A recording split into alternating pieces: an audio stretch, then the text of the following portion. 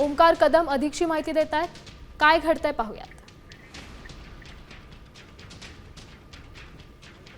महिला डॉक्टरच्या आत्महत्येच्या प्रकरणामध्ये एका आरोपीला पोलिसांनी अटक केलेली आहे आणि त्या आरोपीला आता फलटण येथील अतिरिक्त जिल्हा सत्र न्यायालयामध्ये इथं हजर करण्यात आलेला आहे. मोठ्या फौजफाट्यामध्ये बनकर या आरोपीला या कोर्टात हजर केलेला आहे आणि आता या संदर्भात सुनावणी कोर्टामध्ये सुरू आहे. थोड्या वेळात आपल्याला समजेल की कोर्टाकडून काय आदेश दिले जात आहेत या प्रकरणाबद्दल.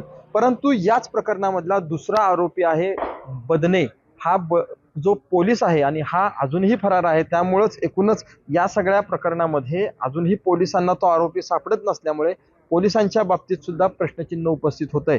या सगळ्या घडामोडी घडत असताना आतापर्यंत पोलिसांनी या आरोपीला दुसऱ्या आरोपीला अटक केलेली.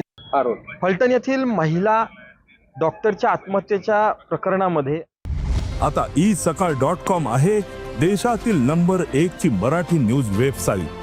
प्रत्येक अपडेटसाठी isakal.com ला नक्की भेट द्या.